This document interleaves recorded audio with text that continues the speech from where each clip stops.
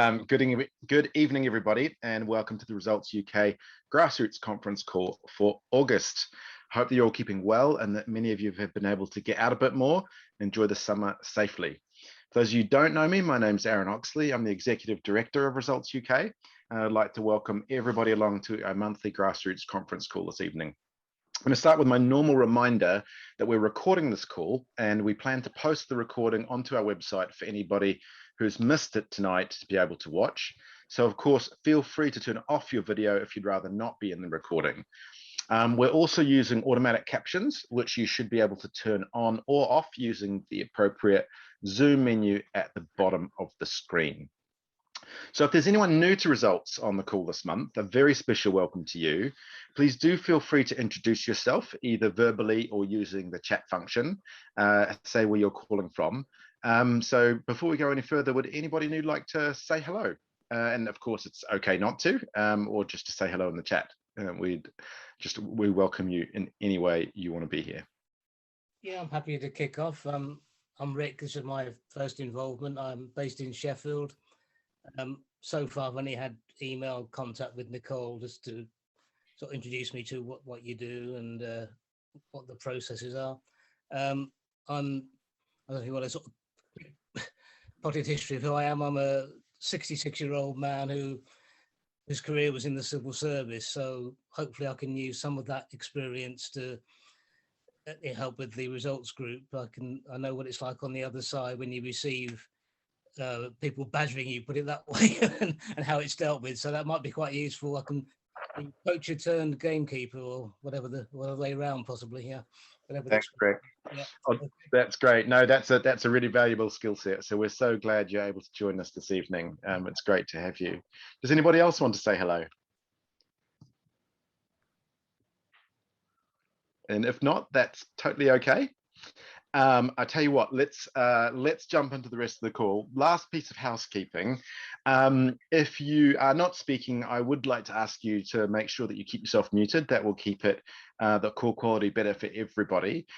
If you do have a question or comment, don't be shy. Please feel free to drop it into the chat box. We'll try to respond to that in real time, or maybe there'll be an opportunity to get our speaker to answer question as well. And of course, as normal, later on in the call, we'll open the lines for questions to go to our guest speaker specifically. But let's start off with my usual update on what's been going on in the world of international development. And of course, the big news from last month, just a week after our July conference call, is not great news. It was that the government won a vote in the House of Commons. It was billed as a pathway to increase our aid budget back up to 0.7% of our national income as soon as it was deemed fiscally prudent to do so. Unfortunately, the economic conditions placed around this commitment allowed many Conservative backbenchers to feel able to vote with the government, including some of those who had previously expressed their support for international development and for what the UK achieves with its aid budget. I'm going to refer to that as ODA, or the Official Development Assistance. That's its official name. So for those that are new or who haven't been following this in detail, you may be asking yourself, well, what's wrong with that? You know, we've been calling for a return to 0.7% as soon as possible. The problem is that when you look at the details of the government's proposal, which was voted through, it becomes very clear that the economic conditions that they've put forward are so strict and so stringent that they are highly unlikely to be met for many years. In fact, they would have only been met once in the last 20 years. And that makes the spending cuts effectively permanent, despite the government's election manifesto, despite the fact that most other major donations are increasing their ODA spending because of the global COVID crisis that our government is using as a justification to cut it. So as you know, this is something we're bitterly disappointed about, as we know many of you are too. I hope you received my email shortly after the vote, which explained how we felt about it. We put out a public statement about the cuts that we're going to put into the chat box now if you haven't seen it. And quite frankly, it's heartbreaking. So I know some of you were able to meet last week to express your feelings and discuss what's next on your advocacy for ODA. I think we're going to hear a bit more about that meeting in a minute, but for those of you who weren't able to go along to that, I'd just like to say a huge personal thank you for all of your hard work advocating for the UK's international development programs over the last few months, and in some cases over many years. Now, despite this very serious setback, you can be really proud of having stood up and said the right thing and pushed for the right outcome. And I'm 100% convinced there's very little, if anything, we could have done differently, because this is frankly cynical political maneuvering by the government to achieve what it's wanted to do for a long time. And that was something that neither we nor the rebels in Parliament were able to stop. So I'm really thankful to you and to all those many MPs who did stand up for international development, which was almost, but sadly, just not quite half of the Commons chamber. But the fact that it was almost, but not quite half, was a real testament to the political support for international development, even if it wasn't quite enough in these unique political circumstances. We fought the good fight, and while we lost this one, we're not about to stop. Right now, we're starting discussions with other development organizations about what this setback means for our work and how we'll continue to advocate for the global programs that help people around the world gain access to health, education, and economic opportunities, including the fight to ensure equitable access to COVID-19 vaccines and treatments. Some of you might have heard about a legal challenge to the government's cut to ODA, and we'll be keeping an eye on how that progresses, but we're not counting on it. It could take a very long time. There are very many legal complexities and constitutional arguments for the experts to consider, and we just don't know where that's going to land, as much as we might have a strong opinion about it. In the meantime, we've got to get on with advocating for the things that we know make a difference for people facing poverty, inequality, and exclusion around the world. We have to make sure that the remaining £10 billion or so of ODA is spent as effectively as possible to have as much impact as possible. And of course, your voices remain absolutely critical in achieving that. Now, shifting gears slightly, you may have seen in the news that the government has started its COVID-19 vaccine donations. However, we were very concerned to see a report that 9 million doses of those vaccines donated by the UK have a limited shelf life and might be unusable after September, further pressuring developing country health systems to absorb an unscheduled glut of vaccines at extremely short notice. We're going to put a link to that news article in the chat just now. Now, look, this is just about the worst way to do vaccine donations, and the government simply has to do better, channeling more of its donations through COVAX, for example, as we've been pushing for. We'd like to thank all of you who took our action last month to increase the effectiveness of our COVID-19 global response. I think this really shows the urgency that we talked about last month, and this is exactly the right time to be taking action to improve the quality of the UK's response. But so far, we're not impressed at all, and we're going to be monitoring the situation.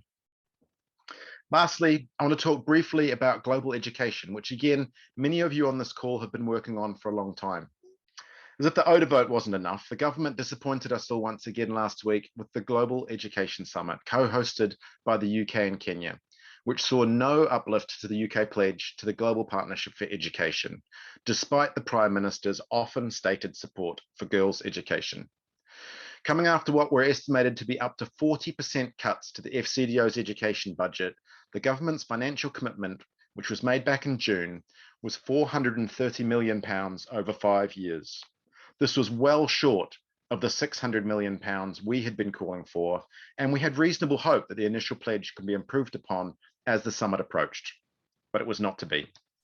As far as we know, this is the first time that the host of a major summit such as this has actually decreased its own commitments at the same time as asking other countries to increase theirs.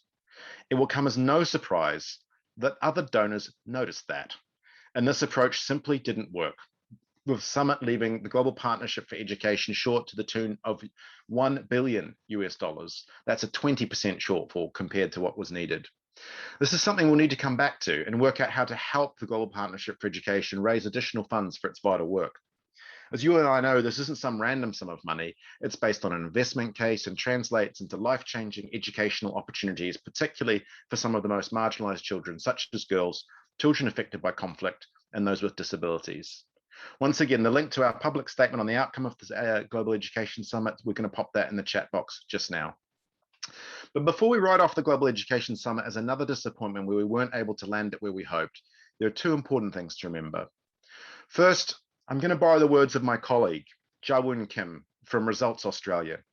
Their analysis of the summit's outcomes shared with us in the office included this gem. They said, "We must measure the success of our advocacy not only on the policy outcomes, but also on the relationships and the movement we have built through working on that policy change together." So please don't forget the relationships and the movement you're a part of and the advocacy that you've done together. Take strength and courage and pride from that, because after all, £430 million from the UK and $4 billion overall is still a sizable investment in global education and will make a real meaningful difference in millions of children's lives. And second, it's not all about donors. Some of the most positive news to come out of the summit was that many low and middle income countries pledged to increase their domestic spending on education, in many cases dramatically. This was something that co-host President Kenyatta of Kenya advocated for, and many countries reached the global benchmark of investing 20% of their gross national income on education.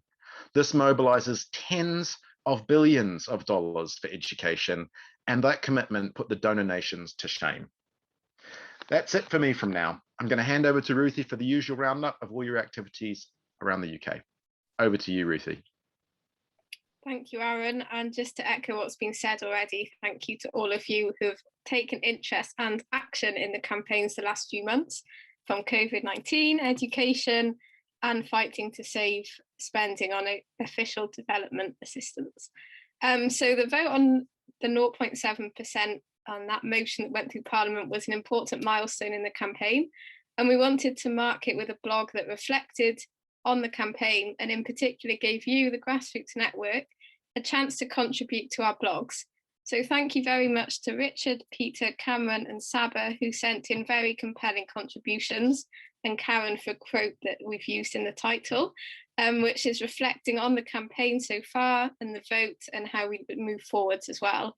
So these quotes I really recommend reading the blog and also taking a moment to reflect on your own campaigning journey on the issue of aid too. In the blog, you'll see reference to the Cheshire Group's own reflection in a very powerful public response they've written to their MP. So I just want to acknowledge this and congratulate everyone in the Cheshire Group who worked on it and who are persistently in contact with their MP, challenging his responses and statements. I'm now just going to hand over to Naveed for a quick update on a meeting that we held. Yeah, thanks, Ruthie. So as Aaron mentioned earlier, a few of us got together last week to just kind of reflect on how the aid campaign had been going and how we felt about the outcome of the vote. And it's very similar to what Aaron just said, really. There was a lot of disappointment, and I won't quote anybody, but we all kind of felt much the same. But as that quote from our colleague in Results Australia mentioned, you know, there's reasons to be positive. We've got a lot still to do, and I think that was the common feeling, really. We had lots of questions and answers about what next, and we don't necessarily know all the answers. But really strong resolve to carry on and to keep on challenging decisions that we think are wrong, and to applaud ones that we think are right. And yeah, it's just really good time to be all together as a network. So thanks everyone who could come along. Thanks, Naveed. And now moving on to a slightly different meeting that was held recently by the Manchester and Edinburgh groups. So I'm going to hand briefly over to Jess in Manchester, who's going to give us an update on that. So a couple of weeks ago on a Wednesday, us in Manchester had a joint meeting with Edinburgh to talk about how we operate and the differences and similarities, but also social media engagement. And we had time to have a Canva tutorial and split into breakout rooms to make an Instagram post about the national conference as like a little mini competition, which was really fun. And above all else, it was so nice to see so many people attended and to meet lots of people that we might not have a chance to talk to if we just see them in the monthly call. I really enjoyed planning it with Ruthie and Rachel, and yeah, it was just really fun. Thanks, Jess. It does sound like it was really great, and well done again on making it happen with everyone else. And if using social media to campaign is something you'd like to explore more, then we've got, I feel like I'm going to do a TV advert now, but we've got just the session for you at our national conference. So we've got a session called The Art of Simplicity, Creating Snappy Social Media Posts. And we're really excited that this will be led by Tatton Spiller, who's the founder of Simple Politics. And he's going to talk through how to simplify complex, often political messages and make them kind of compelling to the reader. And also Leonie Mills, who's the founder of the African Youth Security Network, who will talk through how to make visual social media posts as a volunteer and using free tools. So as well as that session, we have lots of others planned to explore our campaigning, the issues we work on, and the context of, well, at the moment with the pandemic and UK government decisions and attitudes, sometimes often posing a challenge. And we're delighted that Gina Miller will deliver a keynote address on Saturday. Gina Miller has a drive for transparency, scrutiny, and integrity in public and corporate life. And this drive's all about reform, fairness, and social justice. And although Gina became a household name for her legal challenges to preserve Parliament's sovereignty, she has been a respected activist for over 30 years and campaigned on issues from modern slavery, discrimination, inequality, domestic violence, and more. So you can find out more on the conference website and read a bit more about the speakers that we've got lined up. And the conference will be online with the theme Take a Stance and Find Chances for Change. And it's going to be Saturday, the 11th of September in the morning, so 9 till 2:30, I believe, and Sunday, the 12th of September in the afternoon, I think starting at 1 or 2 until 6. So we split it up. We've got lots of breaks, so hopefully there won't be too much Zoom fatigue. So yeah, take a look at the website and you can register there as well. And after the national conference, we'll be holding virtual advocacy day sessions. So these are sessions, these are opportunities to meet with civil servants, MPs and decision makers in organisations and have open conversations, act as allies and build rapport and mutual understanding. So there'll be plenty of preparation that we'll help you with. We'll have a preparation session at the end of the conference and also one before each advocacy meeting. So again, keep an eye out on emails and the website for more information. But I'm now going to briefly hand over to Wendy and Bentley in Linlithgow, who attended the national conference and some of our advocacy meetings last year. And they're just going to share their experience of that last year. Hi, everyone. Yeah, I mean, it was, I think about 8-9 months ago, we had the advocacy meetings. Yeah, my memory is very positive. Meeting people like David Mundell, Tory MP. He showed us how passionate he was about nutrition and the work he's done in that area over many years. Another area we campaigned on, keeping, well, Sarah Chapman, the chair of the International Development Committee, keeping that committee and the important work it did or does on holding DFID to account. That was very informative and it kind of helped our campaigning, writing to MPs and media work we needed to do. I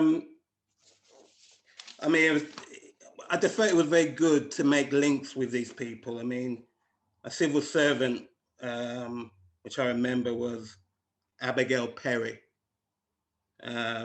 She was an advisor to DFID on nutrition and very detailed, knew everything about policy and putting policy into action. I felt that we got an inner working of DFID and how it all was put together, how they all worked, which was very useful to me. And to be honest, I think the way things are going in this politically difficult time, having someone like that on the inside results can connect with and foster relationships with is very important. So yeah, hopefully this year advocacy meetings will be just as useful and just as informative. So yeah, I'll give it a big thumbs up. Thank you, that's really great to hear as well. These will be my first advocacy meetings with results, so I'm excited. And thanks, Della's put the links there in the chat for the website where you can find out more and register. And I'm just going to quickly hand over to Della for another quick update. Yeah, so anyone I haven't met, I'm the Campaigns and Communications Officer, so I work at Results as well. And yeah, I just wanted to give you an update from the Edinburgh group. So Lucy LaRue, who was the group leader for the Edinburgh group, I don't think she's on the call tonight. No, she's not. But she's recently stepped down as group leader in Edinburgh, and she was with us for almost a year and worked really, really hard on supporting the group and motivating them and organising everything. So I just wanted to give a public shout out to her. And also, I suppose, to ask if anybody knows anyone in Edinburgh that might be interested in helping the group organise a little bit and be our sort of main contact from the office. I'll put a link in the chat and maybe you can share that with them. I'm sure you all know some other amazing advocates, so it would be lovely if you could spread the word. And yeah, a big thanks to Lucy. I thanked her in person as well, but I thought I should make everyone on the call aware. Yeah, thanks. Back to you, Ruthie. Thank you. Yeah, that's everything. So back to you, Aaron. Right. Thanks both Ruthie and Della, and all of you for all the work that you've done since we met last. Really, this is one of my favourite parts of the call, to hear all of that. But let's jump into the topic of tonight's call, which is to follow up on the now formalised aid cuts and to make sure that of all the commitments that the UK government has actually retained, that it keeps on spending that aid money as well as it possibly can. Now, many of you campaigned and called on the UK to make ambitious pledges to Gavi, the Vaccine Alliance, and the Global Fund to fight AIDS, TB and malaria over the last couple of years. And we were very pleased when they did, with monumental pledges made to both organisations that between them came to a total of just over £3 billion. Now, spending large sums of money well relies on a degree of predictability, now more than ever. So it's crucial that the disbursement of these funds continues to be made according to the timetables that have already been set out and agreed, and not cut or delayed. Unfortunately, we can't assume that this is the case given the present circumstances. Now, pledges to Gavi and the Global Fund are among the most effective ways to invest in global health. And as we'll hear now from the example of Gavi, how a multilateral institution like this works and why this matters in the real world. This is important for us as advocates, as we need to be able to explain clearly to others why we need these investments and what they do. Now, that's not to say that these bodies, the Global Fund and Gavi, are perfect, nor that other things we've argued for in global health aren't also important. For example, we passionately believe that the UK should not have cut its funding to the Global Polio Eradication Initiative, but unfortunately it did, 95%. And while we're looking at how we can undo that damage, that decision has been made. So what we want to do now is to ensure that programs that have been promised UK support have those pledges honoured in full, and we don't see even more broken commitments. So to speak to us tonight about the importance of Gavi, the Vaccine Alliance, and what it's doing right now with the investments it has access to, we're delighted to have with us Dr. Chizoba Wonodi, who's a public health physician with over 27 years research and program experience in Africa, Asia, and America. She serves as the Nigerian country director at the International Vaccine Access Centre. And in this role, she leads an important portfolio of work on technical assistance, implementation research, and policy advocacy to improve immunisation service delivery and primary healthcare systems in the country. Dr. Wonodi also founded the Women Advocates for Vaccine Access, a coalition of civil society organisations in Nigeria advocating for increased uptake of vaccines and for sustainable financing of immunization programs. And at the global level, Dr. Wonodi is Vice Chair of the Gavi Civil Society Platform Steering Committee. That's a body that coordinates civil society organizations like ours that are active in immunization. Dr. Wonodi, it's a pleasure to have you join us this evening. Just want to check you're on the call. There you are. Hi. Thank you very much for inviting me. It's wonderful to be here. Thank you for joining us. I think you're in Baltimore right now. Is that correct? No, I just came into Nigeria today, this morning. Oh, amazing. Well, even bigger thanks then if you're getting off of a plane and getting onto a call in the evening. Wow. So thank you so much. We're really grateful you've made time and found the energy to talk to us today. So you've heard us talking, but let me introduce you properly to the people on this call. We have volunteer campaigners from right around the United Kingdom, from Scotland to the South Coast, including lots of people who are very familiar with advocating on global health issues. They've been working on them for many years, but also some people who are brand new, just starting to learn for the first time about global health programs, including the work of Gavi and immunization and how that's so important. So, Dr. Wonodi, we always do start with 3 pre-arranged questions, which we've shared with you in advance. But before we get to those, I'd like to ask you to introduce yourself, to share a little bit about your background, your professional role, and most importantly, what motivates you personally to be active on the topic of vaccine access? Okay, thanks so much, Aaron. I think you've already done 50% of the introduction for me with your kind opening remarks. So just to add to what you've said, my name is Chizoba Wonodi. I trained as a medical doctor. I'm from Nigeria, by the way. I trained as a medical doctor and then went on to obtain a doctorate in public health from the Johns Hopkins School of Public Health, where I work as a researcher, faculty. And like you mentioned as well, I also work within the civil society sector as a founder of the Women Advocates for Vaccine Access. And on that platform, we've done a lot of advocacy work, really raising the importance of vaccination program and why funding for it is crucial. And one of the things, again, we've done with WAVA, which is the Women Advocates for Vaccine Access, is to get other civil society organizations that are not necessarily in health to recognize that they have a role to play in advocacy for vaccination, because vaccines is everyone's business. So WAVA does some capacity building for civil society organizations to get them on board with vaccine advocacy. So you asked why this work is important to me. I know for a fact that vaccines are one of the best tools we have in our public health arsenal. And that's not, I'm not just saying this because you hear it all the time. I have seen it work, right? And I really enjoy the work that I do, along with the work that you do and thousands of other advocates do around vaccines, because it makes a big difference. It makes a difference when you advocate for people around the world in vulnerable situations to have access to the tools that science has brought to us. I think science is a tool for all humanity. It's not just a tool for the rich people. It's not just a tool for the people who can afford it. It's a tool for humanity. So the work that we do, bringing vaccines to people around the world, I think is really, really critical. So this is why I do this. Thank you, Dr. Wonodi. That is incredibly powerful. Science is a tool for humanity. That really speaks to me too.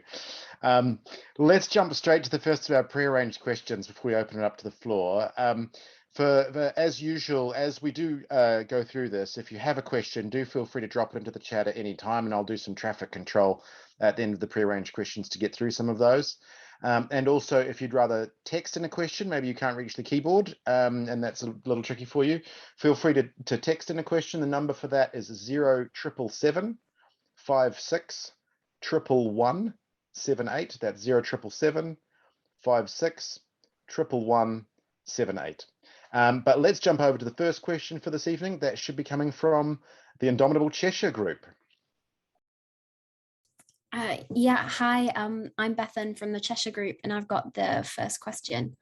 So can you tell us overall about the global situation with vaccine rates? Are things getting better or worse, especially given the impact of the COVID-19 pandemic? Yeah, thanks, Bethan. That's a really good question. Unfortunately, I have to say that things are getting worse than before. Last week or 2 weeks ago, the WHO released what they call the winning estimates. And those estimates give us an idea of vaccine coverage around the world. And what that report showed is that global immunization coverage has declined to 2008 levels. So where it's declined to where we were in the year 2008. Why? This is all because of COVID, right? COVID pandemic has put millions of children and adolescents at risk of vaccine preventable diseases. As you all know, when the pandemic hit, there were a lot of things going on. There were a lot of questions. People were scared to go to health facilities for fear of infection. Health workers were also scared of going to health facilities without protection. And campaigns, and many countries that had planned vaccination campaigns halted those campaigns, measles campaigns, meningitis campaigns, and all, until WHO and the rest of the technical community got a better sense of how you can continue to deliver vaccines even in the face of COVID, deliver vaccines safely. But that period, at the time when vaccination programs were halted, a lot of children lost out on vaccination programs. So now we have a situation where for the past decade, the global vaccine coverage had hovered around 85%. And without COVID, what the immunization community was actually looking forward to was, how do you get to that remaining 15% of children who are not being covered by vaccination? And COVID comes and disrupts the system. So we are back to where we were in 2008, unfortunately. So what we need right now is to make sure that countries are planning catch-up campaigns, let's say catch-up immunization programs, that they are strengthening their immunization systems, that the efforts to introduce the COVID vaccine does not take away from routine immunization. Because I tell you what, that there are studies that show that a measles outbreak is likely to kill more children than COVID will kill in a particular country. And that's because measles is highly contagious, it affects children, mortality rates are high and all. So if we don't maintain coverage of childhood vaccines, immunization program, and we leave that to falter, we would likely face outbreaks and higher mortality. And this result from the WHO has really set off the alarm bells for all to take note that we must keep an eye on routine immunization in order to lock in the gains we've had over years and also make further gains. Thank you. It's so clear. Just because a new disease comes along, the old diseases do not go away. they keep on going. And I think this really speaks to our second question, where I believe we're going to be going to Swansea. Yeah, hello. Hello, Doc. Hi. Yeah, please, this is Jan from Swansea. Okay, wow, nice to meet you. Yeah, same here. The question is, how important is Gavi as a global institution? And how important is it to keep funding it? I have to say that Gavi is a very important global health institution. In the time that I've worked in immunization, I've seen that Gavi is indeed a game changer for immunization. What do I mean? When Gavi was established in, I think it was 2001, global immunization coverage rates were going down, right? And I heard this story from somebody who presented at a lecture at Hopkins. He used to work at the Gates Foundation, and he was one of the few people that sat together in a room and wrote the proposal that helped to fund Gavi. And at that time, what struck the immunization community was that immunization coverage had gone down after, I think in the early 70s, there was this huge push by UNICEF to, vaccinate, to raise vaccination program. And that really worked. But then, as a global community, we took our eyes away from immunization and it went down. So when Gavi was established in 2001 and was funded, it now paid attention to ensuring that particularly low and middle income countries who did not have the financial muscle were able to introduce new vaccines. So that reduced the inequity in access to new vaccines like the pneumococcal conjugate vaccine that protects children from pneumonia, hepatitis B vaccine that had been in the market for 15 years and wasn't available to poor countries. So it was when Gavi was funded that it now began to support countries to introduce these newer, more expensive vaccines. But because of the fact that it had that power to mobilize huge volumes by working with multiple countries, Gavi was able to bring down the prices of these vaccines to enable countries to introduce. So Gavi has really been critical in helping countries introduce new life-saving vaccines. And also, you have to remember that it's not enough to introduce vaccines into the systems. Like the saying goes, vaccines will not deliver themselves. You have to have the systems to deliver the vaccines. And one important thing that Gavi does is really to help countries strengthen their immunization delivery systems, either by helping them to procure cold chain equipment or even the technical assistance that's required to help countries design better programs that can reach the unreached in their communities. So Gavi is really, really important in helping to fund immunization programs in low and middle income countries, to strengthen immunization programs so that they can deliver those vaccines and even deliver other primary healthcare services. And then as well to bring innovation into the space, because Gavi has a lot of relationships with private sector, for example, and they're able to tap those relationships to bring innovations to countries. Thanks so much. Thanks so much. Oh, did you want to add some more? Yes, I just wanted to round up that with a combination of funding programs, strengthening programs, and bringing innovations that will make programs even more efficient, you get to cover more children, you get to reach more of the unreached. And so those are some of the ways that Gavi has been a really critical thought partner for countries like mine, Nigeria, over time.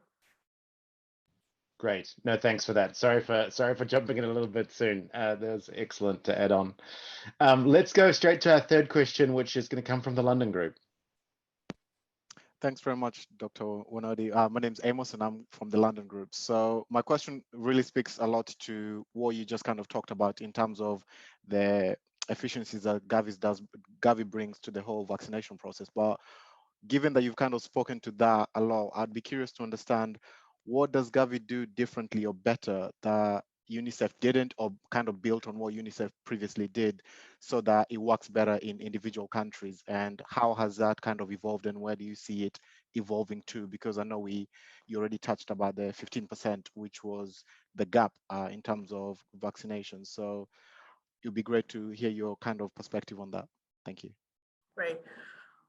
Well, I think Gavi, as you know, Gavi will be the first person to tell you that they are an alliance partner. So they're a partnership, and UNICEF, WHO, World Bank, CDC, they're all part of this alliance. And then I think the unique thing about Gavi is that partnership model that they're bringing forth. So there are some core partners that I just mentioned that they work primarily with, but in addition to that, they work with extended partners, and they try to identify organizations within countries that can best serve the needs of the immunization program. And particularly, Gavi has really been strong with working with civil society organizations. I belong to the Gavi CSO constituency platform. I was the vice chair. I just want to correct that I'm no longer the vice chair. I was the vice chair, but I have been working with that group and with Gavi to set up what we call a civil society engagement framework. So, you know, this is, to me, I feel like it's a strong statement when Gavi creates a document that says, this is how we are going to work with civil society in order for us to harness the assets, the reach, everything that civil society has to help us achieve our goal of, you know, getting to the zero-dose children, reaching unreached populations, getting to the communities. To write that, to codify that into a strategy document, and then work with countries to see how in each country they must try and tap into the civil society network so that we all are partaking in delivering on this immunization task that is ahead of us. It's almost like here we have Results UK. We have all of you wonderful volunteers from across the UK doing your own bit to speak to your parliamentarians, to ask questions, to speak to the community, get insights from the community, and then transfer it to the parliamentarians.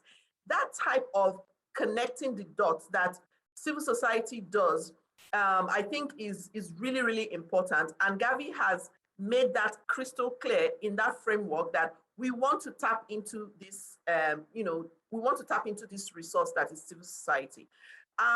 You may not find that explicitly written out by other organizations, UNICEF, WHO, but they do work with civil society organizations, I have to say that.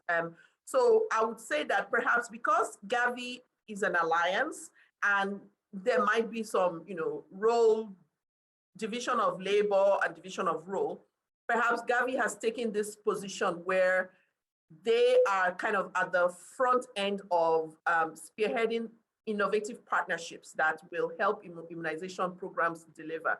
And so for the longest time, we've had this Gavi CSO platform. So, and that's why Gavi is really in that position to be able to take this forward in terms of getting the civil society organizations in each country to be part and parcel of delivering on the immunization promise. Thank you. Thank you, Dr. Wonodi. So look, thank you so much for all of those answers. I mean, I think they've been a really great starting point for setting out what Gavi does and why it matters. Now, look, as many of the people on this call were part of the Gavi replenishment campaign last year, just a reminder, that helped raise £1.65 billion from the UK government, which they committed to right at the height of the pandemic last summer. I think we should all remember.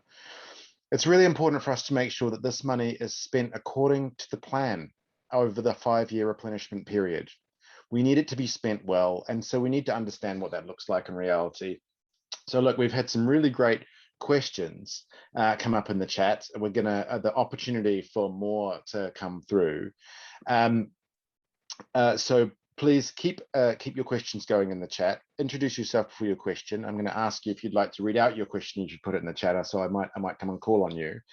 And alternatively, again, if you're nowhere near the keyboard and you'd rather just text in a question, 0777 56 111 78. That's 0777 56 111 78.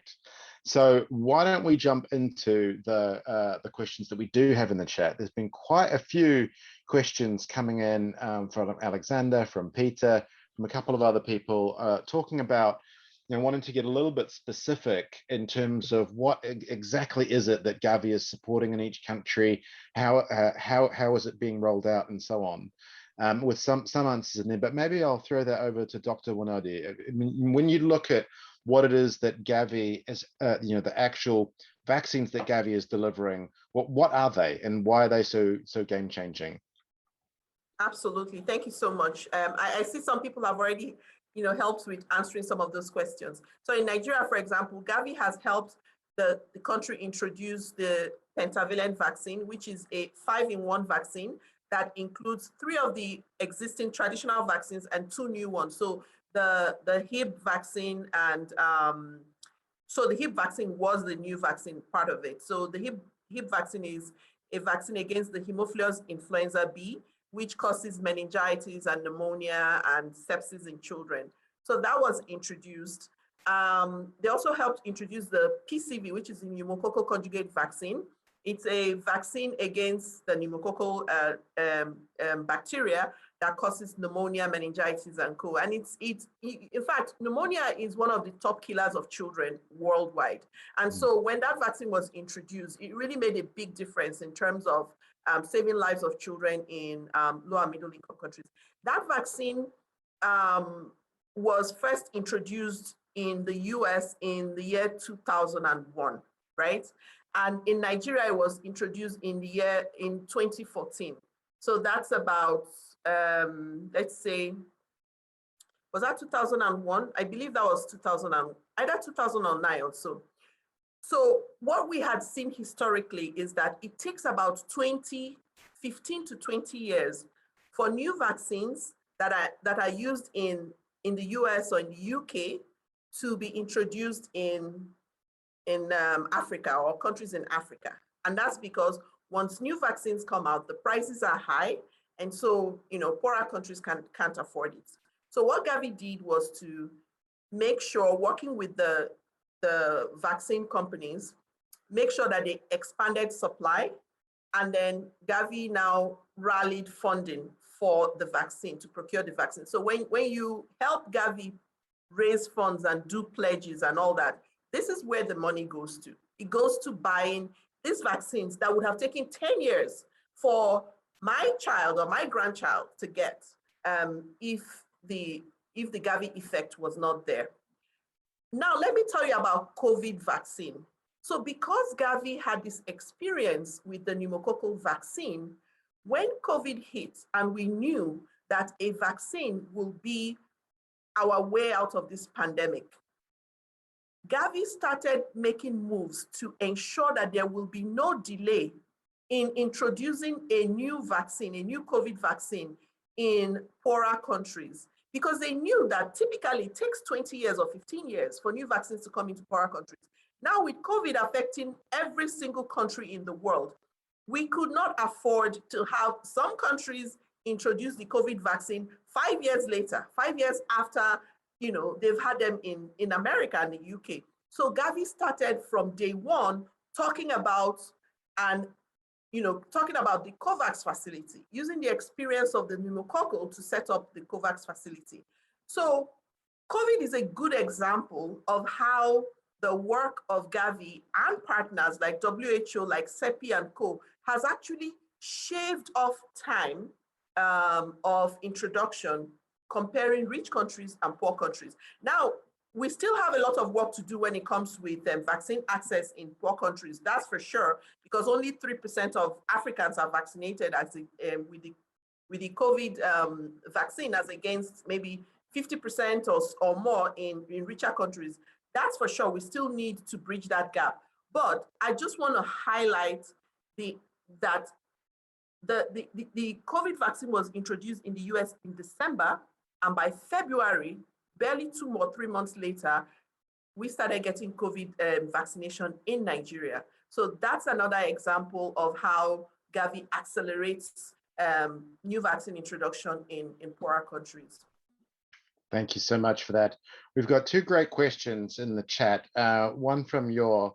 Yor, do you want to actually ask your question out loud, or would you like me to read it out?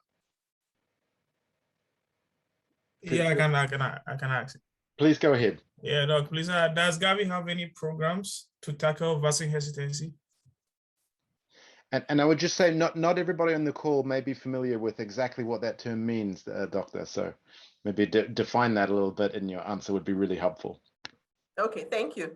So vaccine hesitancy is really the idea that there are some people who question vaccines and may not accept or get vaccinated if the vaccine is offered to them. So they have an opportunity to get vaccinated, but they either refuse to get vaccinated or they delay in accepting to get vaccinated. So it's a spectrum that WHO calls vaccine hesitancy. And we've seen a lot of it around the COVID vaccine. And it's related really to the conspiracy theories that many of you, I'm sure, have heard circulating about the pandemic and the vaccine itself. It's also related to the fact that it's a new vaccine. It was, people have questions about the efficacy, people have questions about the safety, about the quality.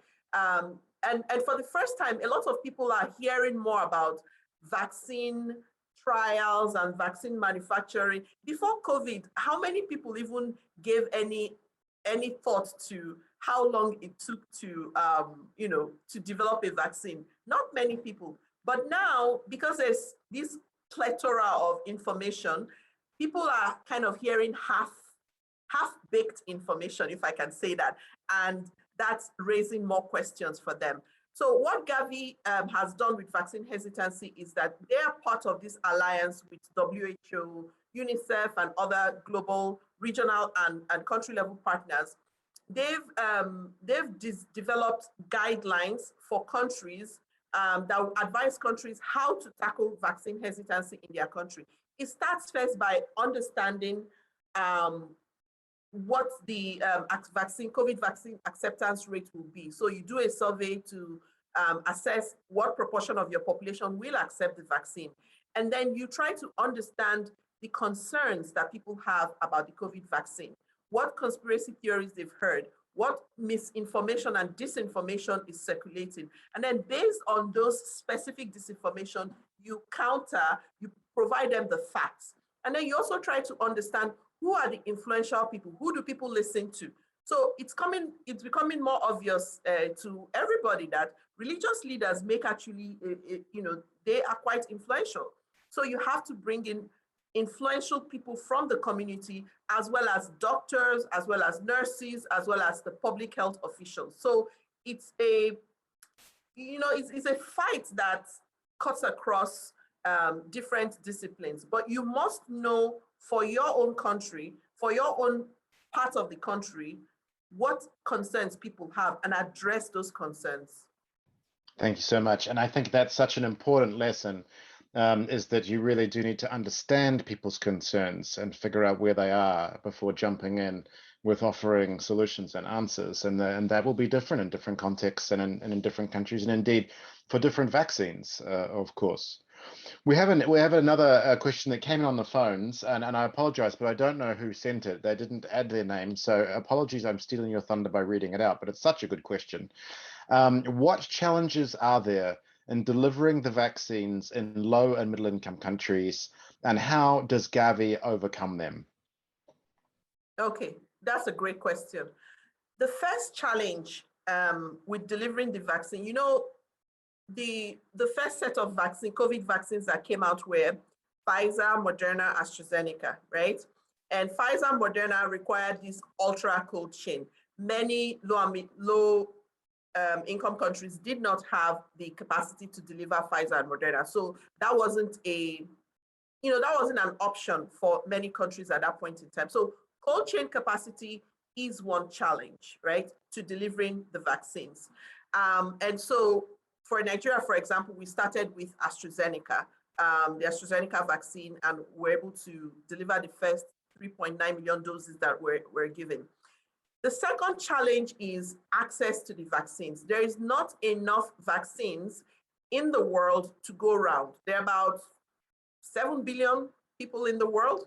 And if say you want to vaccinate 50% of the 7 billion, you're looking at 3.5 billion doses. Most of those doses have been secured by rich countries, and COVAX is trying to ensure that there is at least some vaccine doses that will go to low and middle income countries.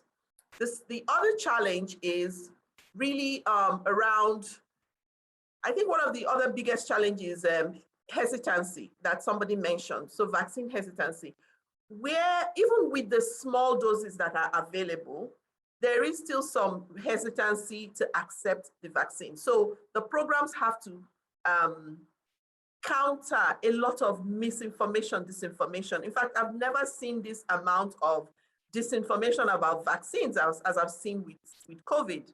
It's really, really huge. So they are fighting on one front to get the vaccines out and get people to accept it. On the other front, they are fighting to, debunk myths and falsehoods that's coming about the vaccine. And then the last one I could say is you need a lot of human resource and capital to put the vaccines out there. So it's the same vaccinator that's going for COVID, that's also going for childhood vaccine. So you have to balance to make sure that childhood vaccination does not suffer as you deliver the COVID vaccines. So these are some of the key things I would say that are some challenges facing lower middle income countries with the delivery of the vaccine. Thank you so much. And I think your last point was just so very powerful, in the sense that we are in many parts of the world, we are in a position where we can begin a COVID vaccine rollout. And that's because it's being built on the top of many decades of investment through Gavi and building systems and training vaccinators and building up those routine immunization systems that day in and day out are vaccinating children. If we hadn't have had those investments and hadn't built that infrastructure and supported, for example, the systems and the tools and the practice of rolling out new vaccines, we would be in very, very, very different place in terms of our ability to respond globally to COVID. We have only 3 minutes left on the call. So just really quickly, does anybody have any final questions, short questions that they'd like to actually ask Dr. Wonodi? I'm going to ask you to go off mute and introduce yourself and yell them out. Last chance, short questions only, please.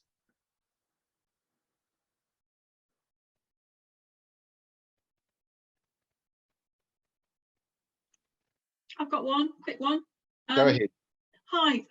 What do you think, personally, point of view about the Melinda and Gates Foundation contributing 100 million vaccines through their foundation? Do you think this is what's going to be happening more and more in the future? Sorry, Aaron, I didn't get the question. I think Kerry was asking for your opinion on the Bill and Melinda Gates Foundation's donation of 100 million vaccines. Is that part of the way forward for our future fight on vaccines, or is it a distraction? Is it the right way, or what's your take on it? My take is that our way out of this pandemic is threefold. One, dollars. So COVAX needs money, right? So donation of dollars to COVAX. Doses, COVAX needs, because most of the vaccine doses have already been spoken for by other countries, they need donations. So if Bill and Melinda Gates is giving 100 million doses donation to COVAX, I think that's part of the solution. That's not the only solution. And then the last piece of it is development, right? We don't have enough production capacity to vaccinate our way out of this pandemic. So we actually do need to push for more vaccine manufacturing, manufacturing plants to come on stream. And we need to have them in other parts of the world. Right now, there is no vaccine manufacturing, COVID vaccine manufacturing in Africa. And if we can support that type of effort, let's say in South Africa or so, then we'll have more doses available to distribute and get people vaccinated. So I think the solution is threefold. Give more money to COVAX, give doses to COVAX, and then build out development of vaccines in other parts of the world. Thank you, Dr. Wonodi. That is amazing. I'm afraid we're going to have to call time on questions for you this evening, because we've hit the top of the hour. Before we let you go, we do have one final set of questions, I think, that have come in the chat that I'm going to actually ask Naveed to answer, because they're more to do with the action that we're about to take. But if you can hold the line for just 1 minute more, I really would love for you to stay for the very end of the call so I can thank you properly. Naveed, so a question around who should be the target of our advocacy, given that Dominic Raab either does not answer our letters or take ages to reply. Should we go through our MP? Why are we going directly to Dominic Raab? And a corresponding question from Emily. Well, actually, when our replies come back, where do they go? So I've put, thanks Emily, the replies that you get, do share them with us. And I put Ruthie's email address in the chat, but any of us will happily take them and share them around the office. I don't really have a complete answer for you on whether we should go direct to the government ministers or to go to your MP. We very often ask you to go via MP because it's really important to build that relationship over a long term, but sometimes time doesn't really allow. We know that there's going to be a delay, and so we suggest going directly to the department. And I think it's good for there to be a variety because they see that not only are their MPs interested, but also there's members of the public as well. Now, as far as we know, the FCDO does still have a communications people who are sort of writing letters on behalf of the ministers, but we've definitely seen a reduction in responsivity this year, whether it be to you or to MPs. So it might be the right answer to go via your MP, but on the other hand, we genuinely don't know at this stage. They are being a little bit more casual with responses. They are coming through, but we've heard a lot of people reporting that they're coming back really quite late. So please persevere. I'm sorry I don't have the right answer to you. That's great. And we've got a reply from Rick in the chat as well from his civil service experience. So do have a read of that. I think it's incredibly helpful to get all of the insights. Now, I'm really sorry we've run over by a couple of minutes. I try very hard on these calls to try and keep us all to time.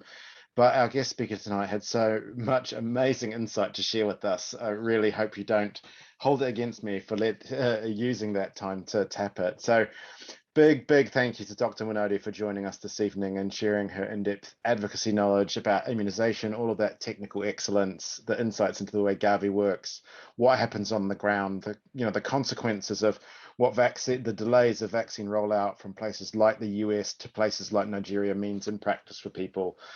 Just really, really powerful. We've enjoyed hearing from you just so much. Thank you so much for having me. I want to say thank you to to your advocates who take their time, volunteer their effort, their heart, their passion, everything to ask your government to fund Gavi, who can in turn support countries like mine. I really, really, really appreciate your work. And your work is making a difference on the ground. I can assure you that. I've seen it myself. So thank you so much. And please keep doing what you're doing. It's making an impact. Thank you. Thank you very much. But one final thank you from me. Thank you for your advocacy efforts as well, for your very smart questions this evening. And just remember, despite the government's aid cuts, there's clearly work for us to do to ensure we continue to focus on vital things like global vaccination programs, but also in the fight to end AIDS, TB, and malaria, and that we cannot use the current economic situation or the pandemic as excuses to back away from our promises any more than the UK has already done. Above all, don't lose faith. We've always said that this work is a marathon, not a sprint. And while it's tough right now, if we can keep putting one foot in front of the other, we will get through this. Goodbye for now, and I hope you enjoy the rest of your evening. Thanks so much.